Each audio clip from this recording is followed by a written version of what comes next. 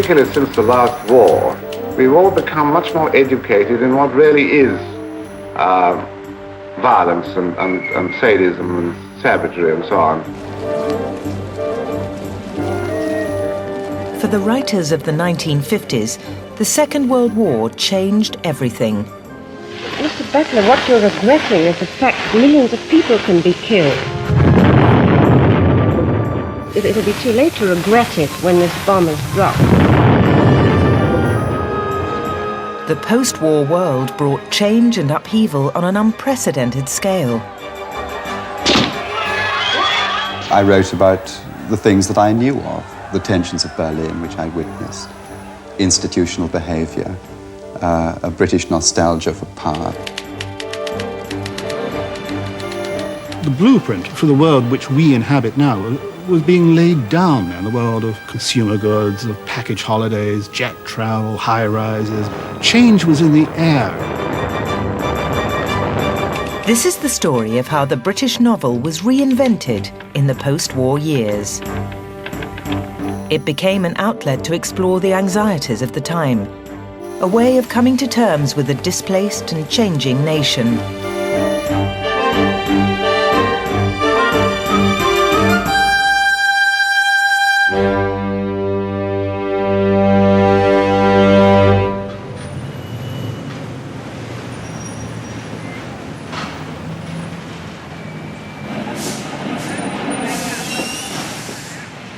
Britain in the early 50s. A nation devastated by war, physically and psychologically. The horrors of the Nazi genocide had been exposed, the terrifying power of the atomic bomb unleashed. Many feared that World War III was just around the corner. We had entered what the poet WH Auden described as the age of anxiety.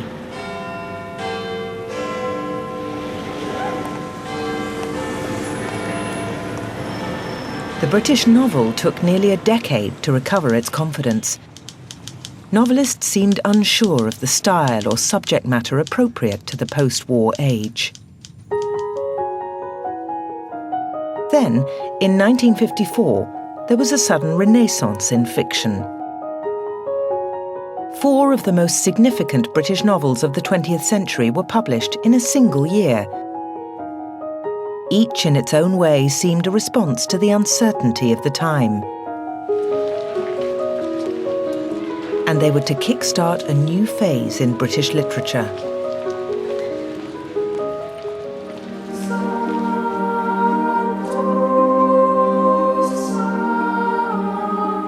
One of the first of these novels was by an elderly Oxford Don. J.R.R. Tolkien was 62 years old when he published The Fellowship of the Ring, the first book in what would become the Lord of the Rings trilogy.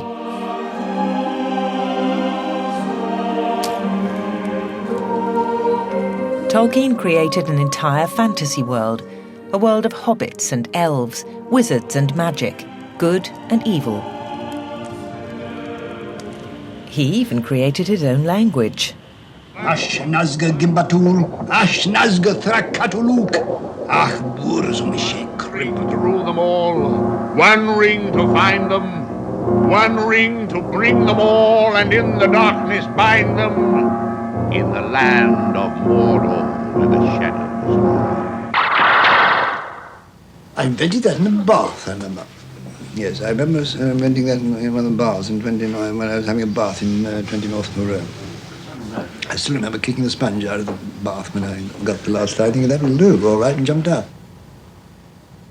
Frodo began to feel restless, and the old paths seemed too well trodden. The novel follows the fortunes of a young hobbit on a quest to rid the world of a ring with dark, magical qualities and devastating power.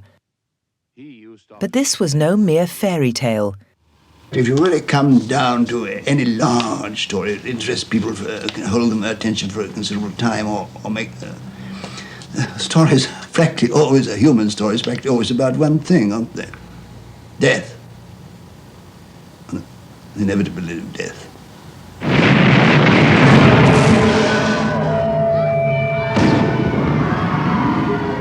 After the horrors of the Second World War, many were keen to see Tolkien's work as allegory. Many, but not Tolkien himself. People do not fully understand the difference between an allegory and an application. You can go to a Shakespeare play and you can apply it to things in your mind if you like, but they're not allegories. Many people apply to the ring, to particularly the nuclear bomb, don't they? I think that was in my mind, is that the whole thing is only an allegory of it. Well, it isn't. One sees that evil comes from the east. One sees that there's a Christ figure almost who is, brought back to life. One could, certainly make a case for arguing that The Lord of the Rings was a massive allegory, and yet Tolkien always denied this. Tolkien said it was the furthest thing from his mind when he was writing it. It's certainly a novel about good and evil, but it doesn't necessarily mean that good and evil has a particular mid-20th century focus.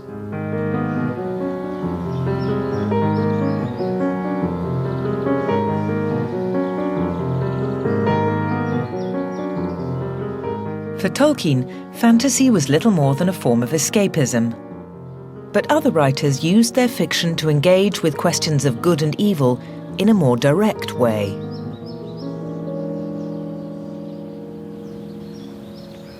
William Golding works as a schoolmaster in Salisbury. He teaches at Bishop Wordsworth's school in the Cathedral Close. He teaches philosophy, Greek and English. His first novel, Lord of the Flies, was about a group of schoolboys stranded on an island after an air crash. He chose schoolboys, he says, because he wanted a subject out of his own experience, and they were what he knew best. The Lord of the Flies is an allegorical tale about the collapse of civilization. It describes the rapid descent into savagery and violence of a group of school children freed from the constraints of adult supervision. Good morning. Good morning, sir. Right, sit down, please. Now, how far have we got? Right, lend me a book, somebody. I don't know how he put the characters in Lord of the Flies together, but they do each of them have meanings within the narrative. There is the good leader, the ugly, kind man who is despised, the saint, the bad leader. And these rush around on the island and get into absolutely archetypal religious confrontations, the one with the other. And there's the allegorical outside world with atomic bombs raining down from the heavens, and finally the naval officer appearing like an archangel to deliver judgment on these trivial little boys. All that's, as it were, like a Dante-esque or a Miltonic picture of heaven and hell.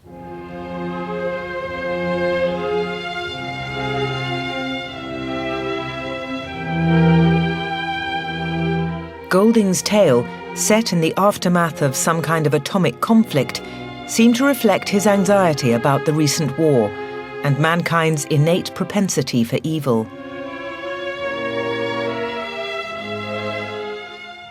I plan a novel from the beginning right to the end. Before I write anything in detail, I see it in the air as a kind of bloodless shape about so long from here to here. And then the detail begins to fill in, and I work it out until almost the last flick of an eyelid. And then I write through from one side to the other.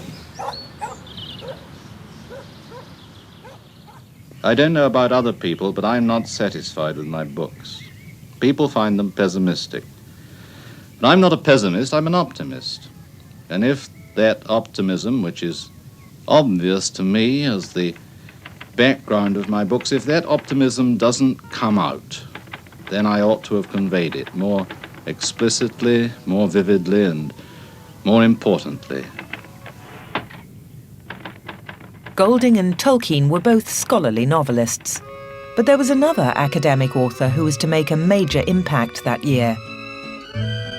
Iris Murdoch was an Anglo-Irish writer and philosopher who had looked to France for inspiration after the war. Les roulottes se sont arrêtées sur la place du village. After years of Nazi occupation, post-war Paris was in the grip of a new mode of thinking, existentialism. a philosophy that emphasized the importance of human individuality and free will in giving life meaning. Les chiens et les singes savants, la petite fille de 4 ans qui s'est cassé le bras mais fait son numéro gentiment. Murdoch was to channel these ideas into her novels, though she was careful not to let them dominate. Avec des yeux brillants. As a novelist, one is just the pupil of great novelists of the past in a quite straightforward way. I don't think being a philosopher alters or certainly doesn't help one's job as an artist when writing a novel. I suppose my interests in philosophy are chiefly in moral philosophy and in political philosophy, and possibly to some extent thinking about situations in moral philosophy, thinking about problems of freedom and problems of moral decision and so on. This may affect sometimes the way one portrays a character. She would have her characters in her novel putting forward different philosophical positions, which is a very good way of writing a book. I mean, you're never quite sure who's right, who's wrong. They change sides, they change allegiances, but they're concerned with ideas of goodness.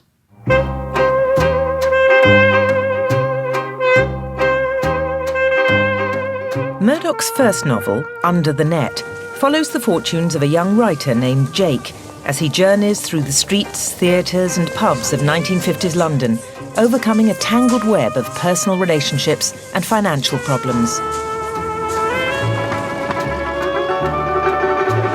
For Jake, life is a philosophical voyage of discovery, a matter of choosing the right way to live. Fine, gentlemen, another.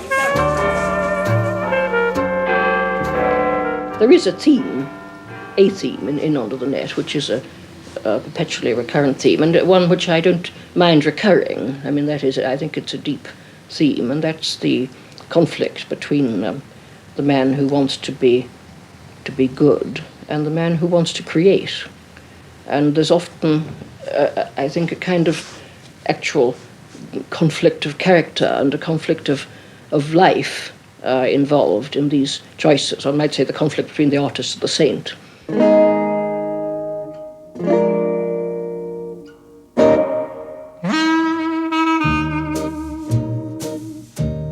While some writers wrestled with philosophical questions of good and evil in a post-war world, others seemed more concerned about the state of Britain.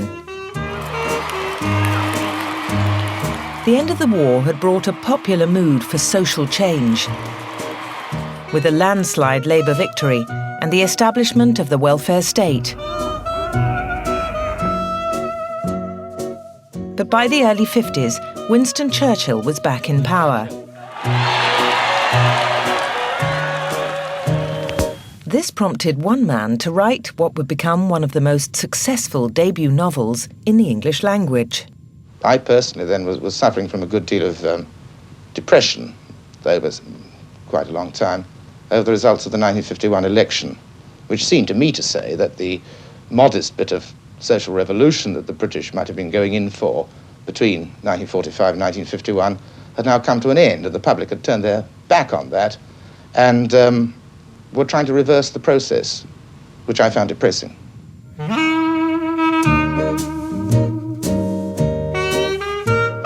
Kingsley Amis was a 31-year-old Swansea University lecturer when he published Lucky Jim in 1954.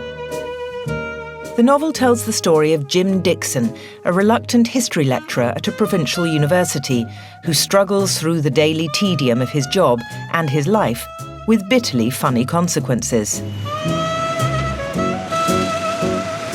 He may have taught at Swansea, but for Amis, university life was ripe for mocking.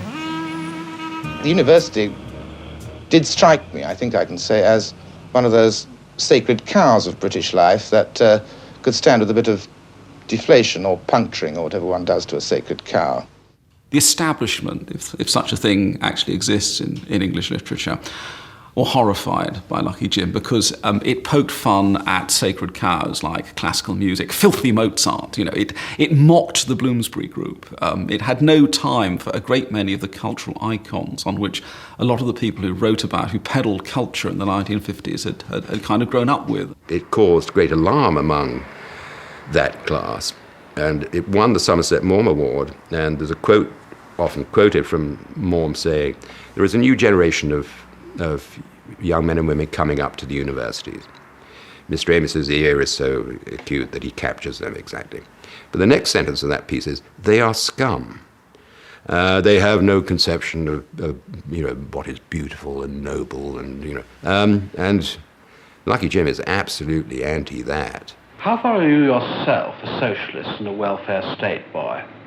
Well, I used to be a socialist. I used to be much keener on being a socialist than I am now, really. Jim is a socialist, I suppose, after a fashion. But I think both he and I are, or would be by now, anti-conservative people rather than socialists. Now, Jim's a controversial figure. A lot of people see him with his goings-on as a villain rather than a hero. How do you react to this? Jim was my mouthpiece for saying things about education. Of course, he had some harsh things to say, but they were only about the arts side of a university, history, literature, that kind of thing. I think if he'd been given the chance to talk about the science side, he'd been far more offensive. And I should welcome the chance someday of saying some harsh things about scientists and the way that scientists are regarded. I think there's a great deal of ignorant bumptiousness on the part of scientists these days, and an unthinking acceptance of the importance of the scientist in all ways.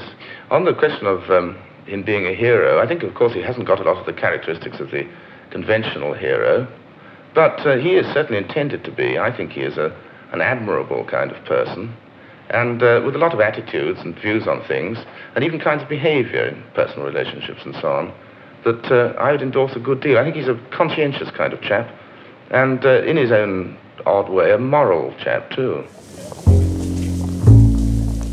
Amos's unlikely hero struck a chord. Lucky Jim was to take the novel in a new direction.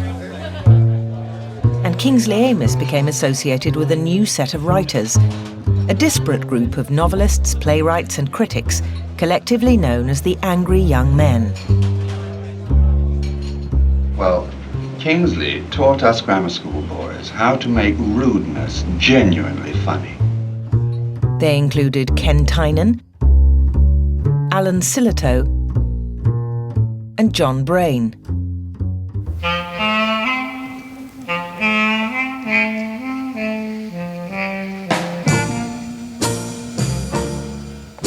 Many of these writers came from working-class northern cities, and they wrote of what they knew. They brought gritty, kitchen-sink realism to the forefront of popular literature.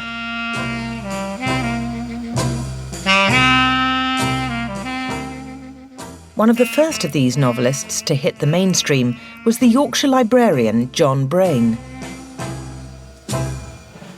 In 1957, Brain published Room at the Top, the tale of a working-class lad determined to make a better life for himself.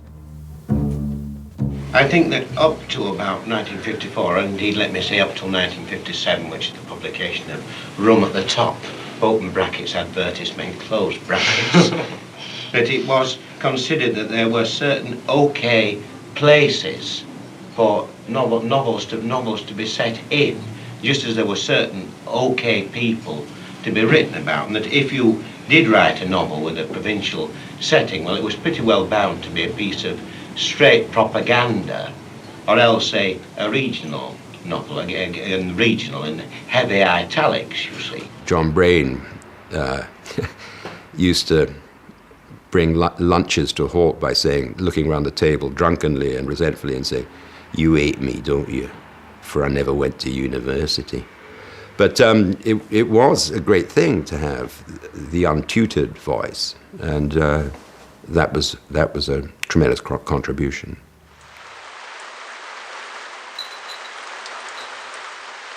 Hot on his heels was Alan Sillitoe, whose novel Saturday Night and Sunday Morning catalogues the frustrations and sexual infidelities of a young factory worker in Nottingham. But the hero of the novel was taken, quite reasonably, I think, to be a rather tempestuous man with a profound discontent. I mean, what is he discontented about? Well, it depends what you mean. The discontent could be the sort of human condition, which I think most of the time is discontent. And I would say that this discontent often manifests itself in sort of social ways.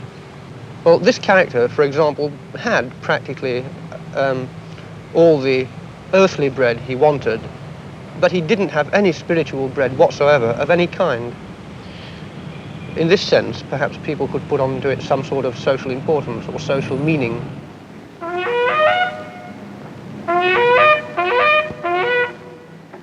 Sillitoe was writing about genuine Nottingham underclass. I mean, Sillitoe's childhood, so far as we can tell, was spent in pushing the family belongings on a barrow from one rented room to another. And virtually the first words he remembered being spoken in the family household were his mother shouting the words, "not on the head," when his illiterate labouring father used to beat him up in the evenings. These working-class voices represented an unsettling assault on the middle-class literary establishment. The point is that we don't shape events, we mirror events. And if we are good mirrors, and let's face it, most writers are cracked mirrors, they don't show what really happens, and everybody gets such an awful shock that it might indeed move them to do something about things. I think Kingsley's books and John Brayne's books and John Osborne's books all reflect a feeling that it's possible to take people of all classes seriously, their opinions seriously, their intelligence seriously, their wit seriously, their attitudes of irreverence towards the established order. Kingsley's book especially had that sort of, why the hell do I have to accept this attitude about it? And I think since his book, the effect has been to liberate lots of people who had shared this attitude for years into becoming unconscious socialists by becoming rebels and satirists. So the angry young men opened up the world of fiction to previously dispossessed voices. The consequences would be immense. London is the place for me. London, this lovely city. You can go to France or America, India, Asia or Australia, but you must come back to London City. British society was changing, and one of the most obvious changes was the influx of West Indian immigrants, known as the Windrush generation. Well, believe me, I am speaking broad-mindedly. I am glad to know my mother country. I've been traveling to countries years ago, but this is the place I wanted to know. London, that's the place for me. The experience was captured in this BBC documentary. I've heard that you've got rooms going, and I have got a room, but I'm afraid I can't let you in. Beg your pardon? I can't let you in. I've got 14 English boys in here. 14 English boys? So you don't want... I can't mix. I'm ever so sorry, I wouldn't sell, but if I let you come in, all my boys would leave. If you let me come in... If I let you come in, all the other ones would go. Yes. Okay, I'm so sorry. Yeah, that's right. That's the place for me.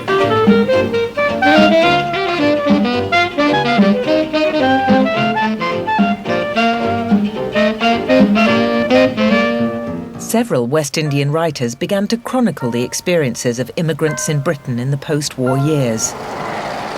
In England, nobody notices anybody else. You pass me in the street or sit next to me in the train as if I come from a next planet. Nobody asks questions and nobody gives answers. You see this the minute you put foot in London.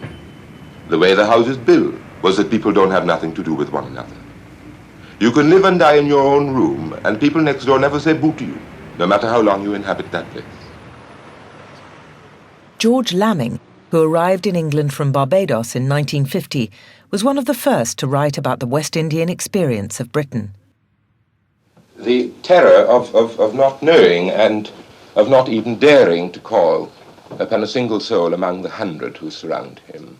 I think that is the initial experience of the West Indian arriving. However tough he is, for the first time in his whole experience, he is alone. Yeah. Both George Lamming's The Emigrants and Sam Selvon's The Lonely Londoners deal with the hardship, alienation and disillusionment of the Windrush generation. I wrote my first novel here. I was called upon to describe what was happening with West Indians in this country. I had to meet the immigrant to find out how they were living.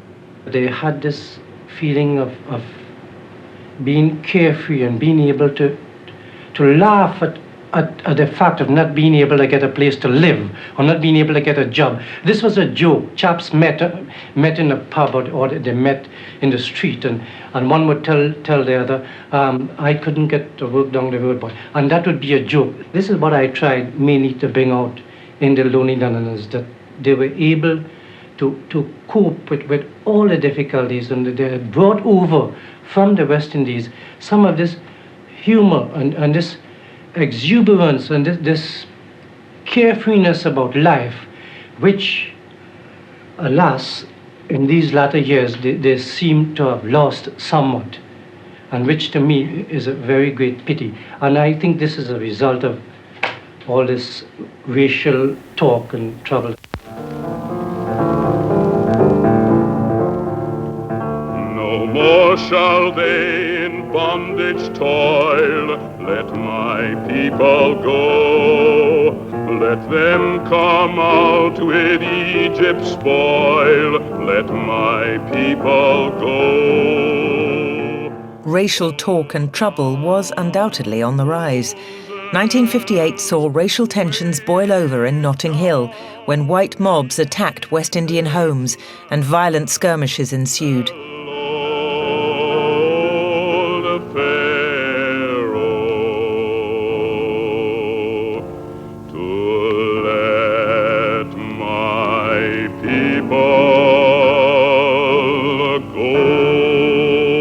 And it wasn't only West Indian writers who engaged with the immigrant experience.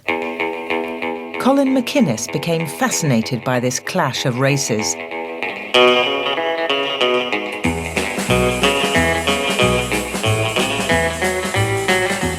In 1959, MacInnes published Absolute Beginners. Set against the backdrop of the Notting Hill race riots, it charts the experiences of a teenager in late 50s London. Often it is by placing your character in conditions of moral and social difficulty that you enable him or her to be tested by circumstance.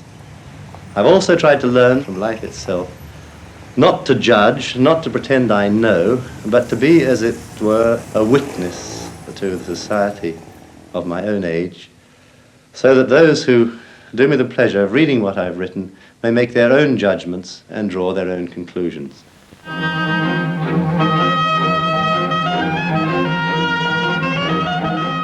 The novel soon caught the attention of the BBC's flagship book programme, Bookstand.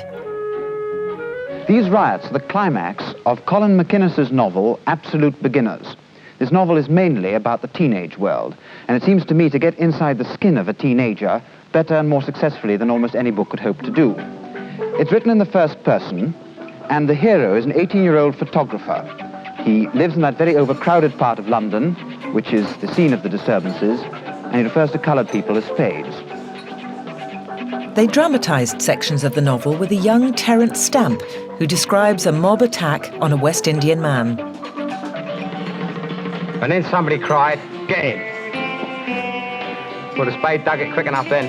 He went running down the Bramley Road like lightning, so still holding his odor when his parcel. There must have been 100 young men chasing after him, and hundreds of girls and kids and adults chasing after them, and even motorbikes and cars. Well, some even god from home must have shouted sense into his ear then, because he dived into a greengrocer's and slammed the door, and the old girl inside locked it.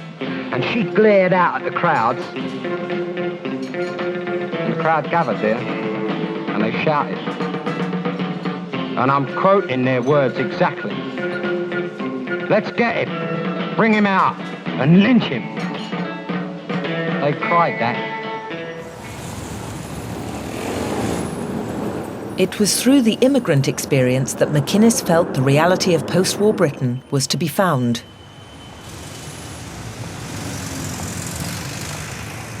If you want to know what a former great power, a now dwindling minor power, is really like, who better can tell you, in effect, than its minority? Who knows better? After all, who knows more, the master or the servant? It's always the servant, isn't it? It's always the one who is exploited who knows more about the one who exploits him than the exploiter knows about the exploited.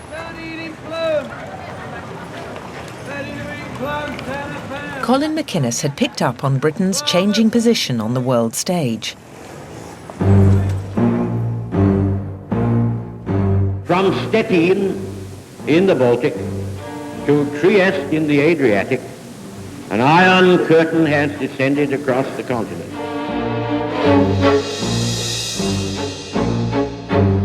As World War turned to Cold War, Britain had been forced to confront its reduced role in international affairs and the loss of a once great empire. The symbolic watershed came with the Suez Crisis, when Britain lost control of the Suez Canal to Egypt. Strangely, these global upheavals were to revitalise an old literary genre, which had its roots in the boy's own style adventures of Richard Hannay and Bulldog Drummond.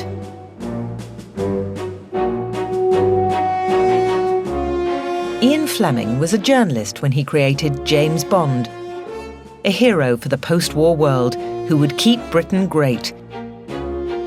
Fleming had worked in naval intelligence during the war, and he drew on his own experiences. The point really is that, particularly since the last war, we've all become much more educated in what really is violence and sadism and savagery and so on, and what technical tricks of torture and violence the Gestapo got up to, what the KGB gets up to now in Russia, what happened in northern Africa with Algeria and Morocco with these terrible electrical devices they use on people.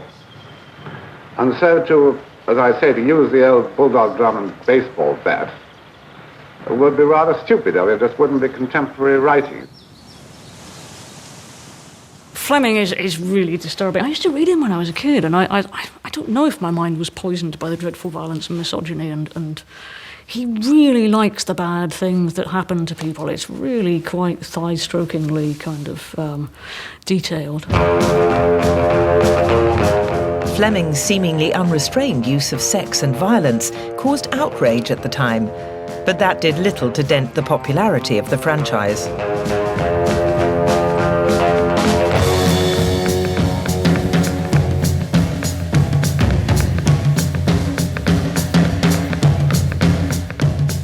A new Bond adventure was published every year until 1966.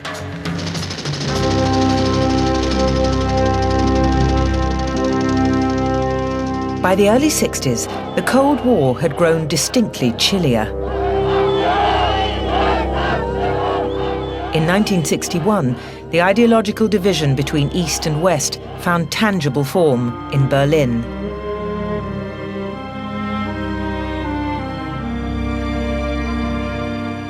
The following year saw the world brought to the brink of destruction by the Cuban Missile Crisis, and some writers felt that the fantasy and escapism of Bond was too far removed from reality. I think that it's a great mistake, if one's talking about espionage literature, to include Bond in this category at all. It seems to me that he's more some kind of international gangster with, as is said, a license to kill. He's a man with unlimited movement, but he's a man entirely out of the political context. It's of no interest to Bond who, for instance, is President of the United States or who is President of the Union of Soviet Republics. It's the consumer goods ethic, really, that everything around you, all the dull things of life, are suddenly animated by this wonderful cachet of espionage. The things on our desk that could explode, our ties which could suddenly take photographs. These give to a drab and materialistic existence a kind of magic. John le Carré, a former British intelligence officer, understood the reality of Cold War espionage. and it was a world away from the glamour of Bond. Cold yet? No. 6 minutes to go yet, Control. If Fleming provided escapist entertainment with a dash of sadism, Le Carré was all about the paranoia and everyday reality of intelligence work. Will you speak up, please? City removers here. I believe you wanted an estimate. You're always welcome.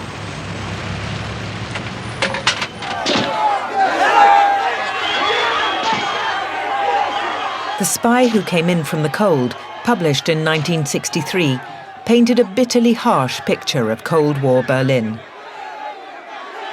I was in Berlin watching the wall being built, and that was like seeing one's first dead body. That was an absolutely appalling sight and of monstrous cruelty. One forgets now that they were jumping out of windows and being brought away by the fire brigade, and people died and people shot and so on.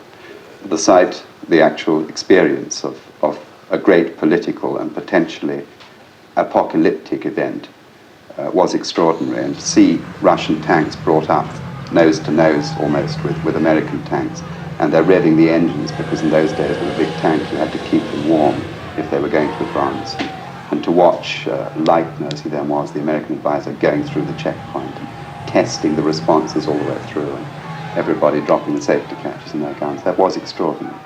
So I shot back to Bonn then and wrote The Spy Who Came In From the Cold in 3 or 4 months. And I knew then that I'd written something pretty good. There is still, the absorption in this tight little world of spies spying on each other and packages being left in the backs of cars and mysterious transits through continental cities. But I suppose the impression one gets out of Le Carré is that it's become a job of work. It's become almost institutionalized, I suppose. And effectively the spy is a high-grade civil servant.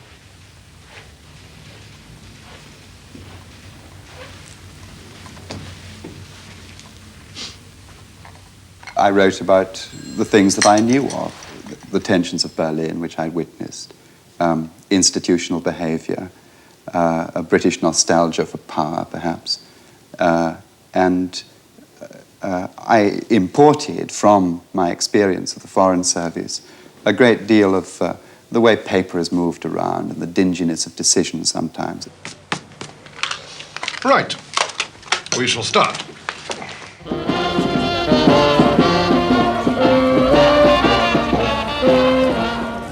Spy fiction wasn't the only genre to respond to the changing mood of the time. As the Cold War took hold in the public mind, atomic anxiety began to approach fever pitch.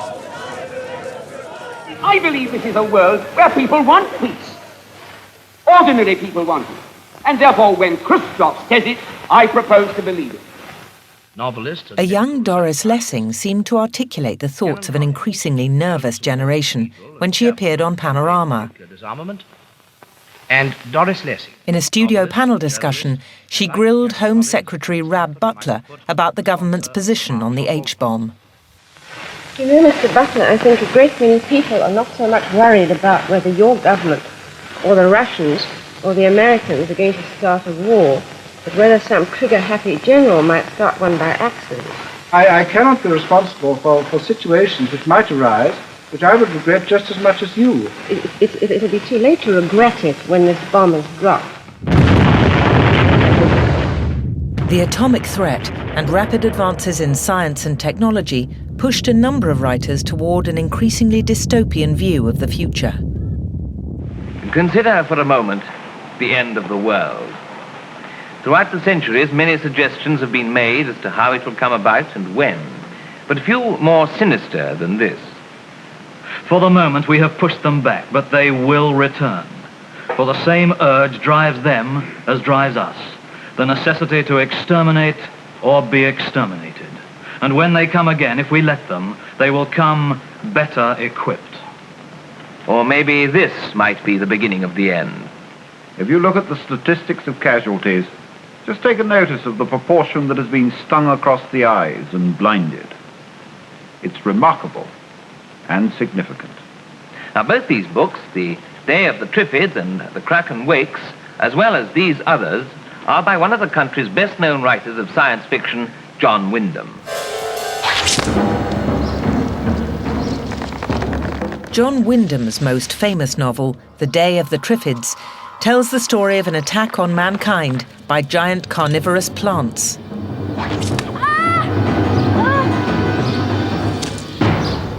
The original Triffids one, I think, came one night when I was walking along a dark lane in the country, and the hedges were only just distinguishable against the sky, and the higher things sticking up from the hedges became rather menacing. One felt that they might come over and strike down, or if they had stings, sting at one.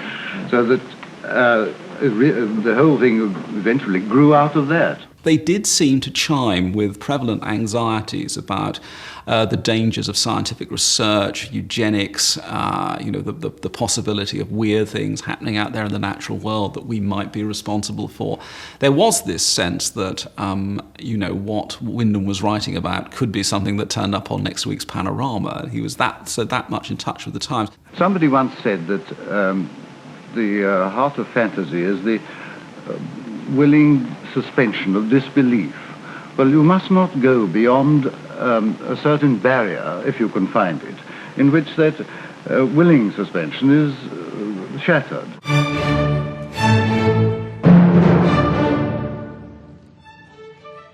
Science fiction somehow chimed with the mood of the time, and even otherwise conventional novelists like Anthony Burgess found themselves embracing it as a means of exploring their concerns about the world. In 1962, Burgess published what would become his most famous work, A Clockwork Orange.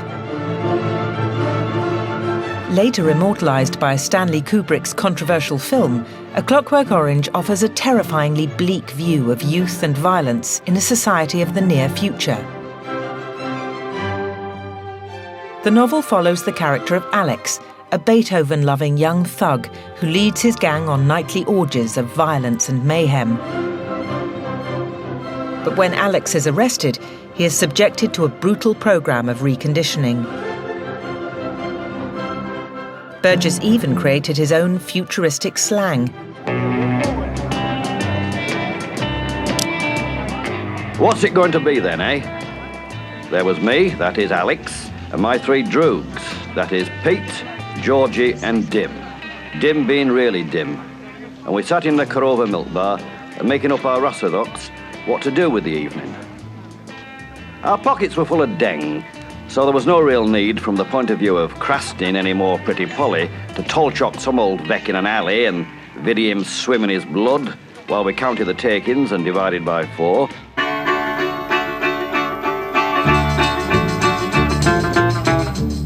Partly inspired by the juvenile delinquency of the 50s and 60s, Burgess also seemed to draw on Aldous Huxley's A Brave New World, a book he admired.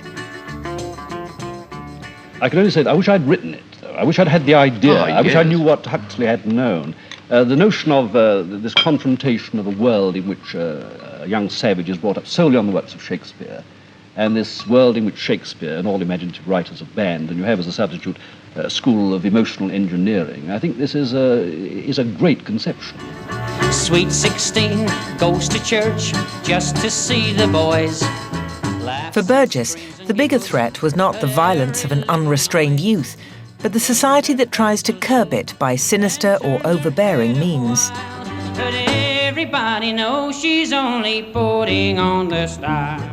I heard talk in the 1960s of the possibility of getting these young thugs and not putting them in jail, because jails were needed for professional criminals, but rather putting them through a course of conditioning, turning them, in effect, into clockwork oranges. No longer organisms full of sweetness and colour and light like oranges, but machines. I feared this, and that's why I wrote the novel. I feared the possibility that the state was all too ready to start taking over our brains and turning us into good little citizens without the power of choice. Anthony Burgess made science fiction about the here and now. It was territory that another novelist, J.G. Ballard, had already begun to make his own. I felt, when I began writing science fiction in 1957, at the time of the launching of Sputnik 1, that science fiction should turn its back on the far future and on alien planets and alien universes, that the real subject matter of science fiction was here, was the present day. I felt that in the place of the future, one should have a science fiction based on the present. Instead of outer space, one should have a science fiction based on what I called inner space.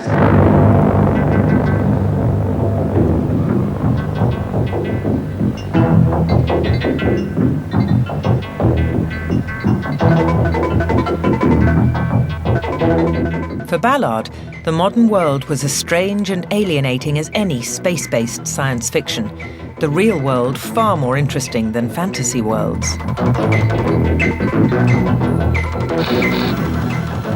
The blueprint for the world which we inhabit now was being laid down in the world of consumer goods, of package holidays, jet travel, high-rises, motorways, computers. There were the first hints of space travel was around the corner. Change was in the air. In 1962, Ballard published The Drowned World, a novel based on the outlandish idea that our world might become irrevocably transformed by global warming and rising sea levels. The bulk of the city had long since vanished, and only the steel-supported buildings of the central commercial and financial areas had survived the encroaching floodwaters. The brick houses and single-storey factories of the suburbs had disappeared completely below the drifting tides of silt. He was always a decade ahead of everyone else in his apprehension of the present and his sense of the future and the direction things were going in, and capable of writing the creamiest prose of anyone in the century. Woke up this morning with light in my eye, and then realized it was still dark outside. Toward the end of the 1960s, Ballard had moved on to a new obsession, which he was to explore both in his writing and in a film he made for the BBC. Must be those strangers that come every night, those saucer-shaped lights. I think the key image of the 20th century is the man in the motor car. It sums up everything: the elements of speed, drama, aggression, the junction of advertising and consumer goods with the technological landscape, the sense of violence and desire, power and energy, the shared experience of moving together through an elaborately signaled landscape. These ideas were ultimately to find expression in his best-known and most controversial book, Crash, a novel that links car crashes with explicit sexual fetishism. The overlay of her knees and the metal door flank. The conjunction of the aluminized gutter trim with the volumes of her thighs. The crushing of her left breast by the doorframe and its self-extension as she continued to rise.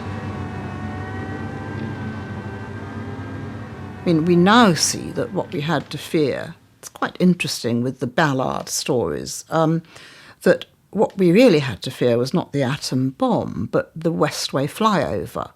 And he kind of knew that on one level, that it was the cementing over of everything that was more terrifying. It was the ecological death of the planet was more terrifying than the potential of the atom bomb, which was so terrifying that nobody, touch wood, exploded it again.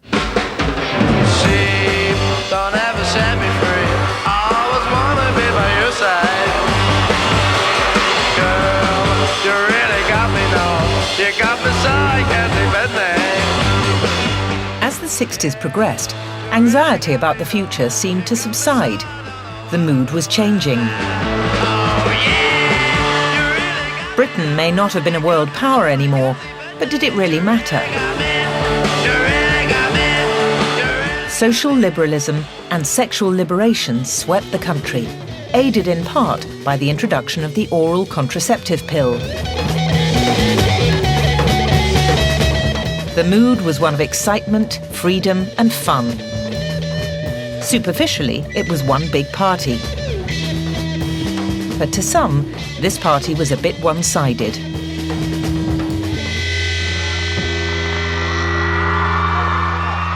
A lot of people have said that what this meant was that men did what they felt liked, and women didn't feel quite like that, but now had to go along with it because they had pills. And I think I observed a lot of that kind of happening. There was a huge rush of liberation amongst men, and women liberated themselves more slowly.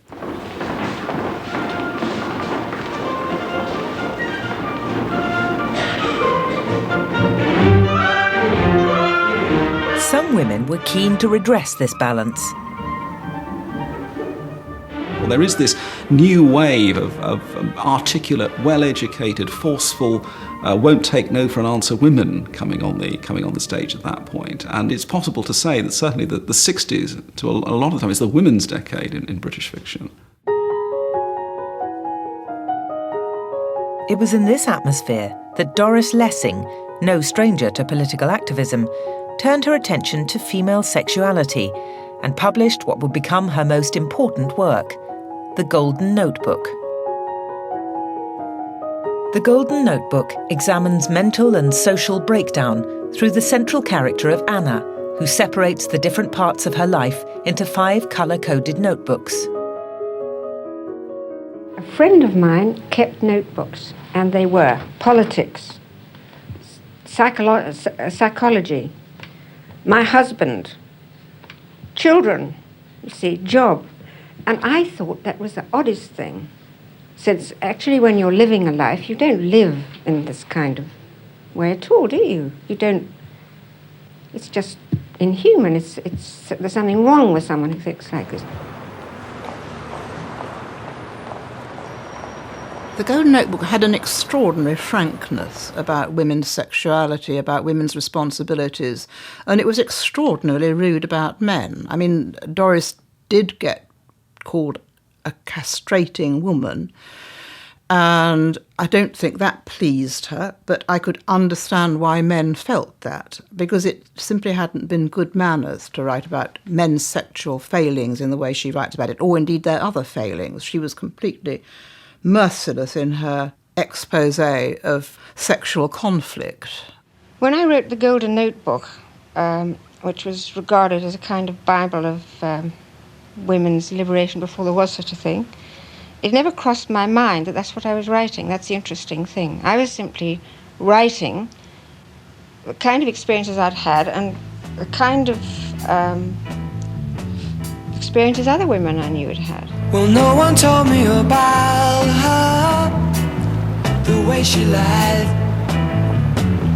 Well, no one told me about... Intentionally or not, The Golden Notebook chimed with the social currents of the time. And it seemed to offer a challenge to some of the less reconstructed attitudes currently being aired. Please don't bother trying to find her, she's not there. I can't offhand, I think of any contemporary female writer who I have a tremendous admiration for, but I don't say you couldn't find one. Your own sort of relations with women, naturally, you use them in your novels. Yes, but they're not portraits from life, you know, because I'm like a Turk. I don't believe they have souls. Women? No. But men have? Oh, yes. I don't mind other guys dancing with my girl. It's easy to see why women writers wanted to make themselves heard. The young Margaret Drabble appeared to embody the spirit of London in the swinging 60s, and she made a documentary for the BBC at the age of just 28.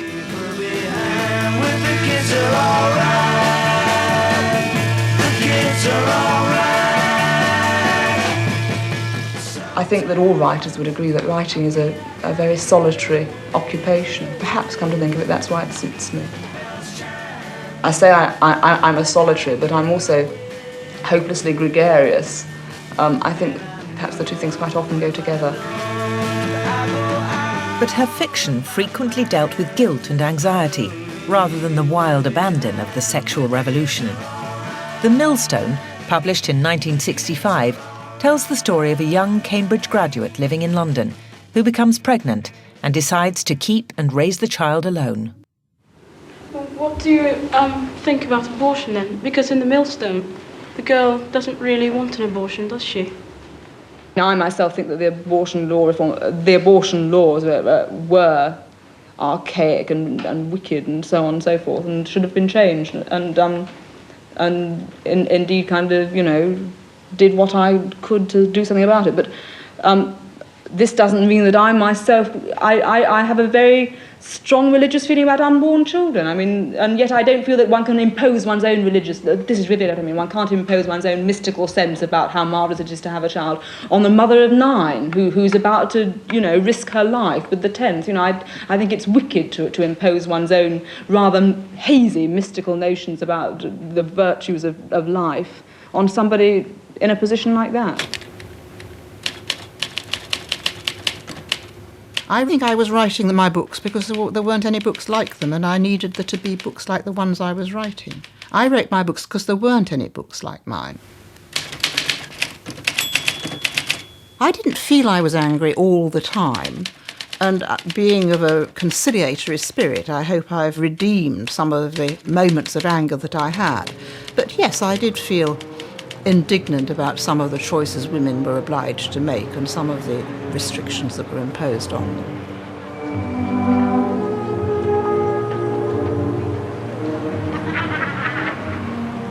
I see them all, and I can't think how they put up with it.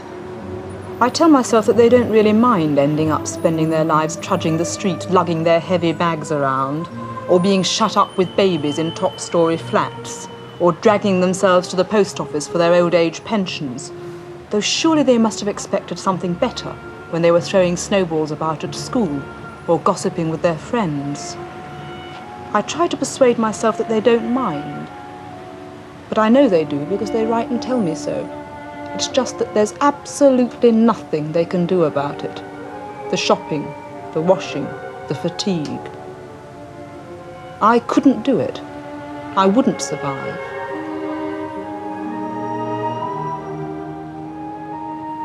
There is a bleakness about some of her early books, just as there is a bleakness about the books of her sister, A.S. Byatt, who was writing at the same time. And in fact, they are both exponents of a genre that you can see beginning to take shape at a very early stage in the 1960s, and that's the anti-60s novel, the novel by the clever novelist who looks around at the new freedoms and the new purviews and the new ways of enjoying yourselves in swing London and realises some of the moral consequences.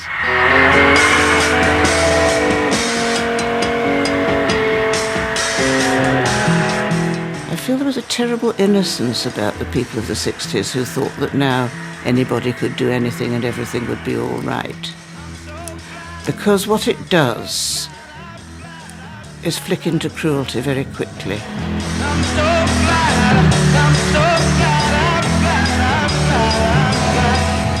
I really thought everything was hopeful until the 60s came. And then I saw human nature goes round in eternal cycles of folly and what's the word I want? Absolutism, and telling everybody what to do, and calling something a revolution when actually it's a putting down of somebody else. And I just got very depressed in a half-amused kind of a way. For a free Open University booklet featuring some of our best-loved writers, or to explore the connections between authors, call 0845 366 8022.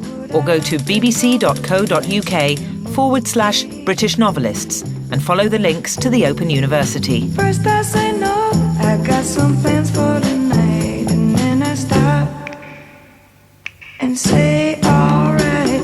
Love is kinda crazy with a spooky little boy like you. You always keep me guessing.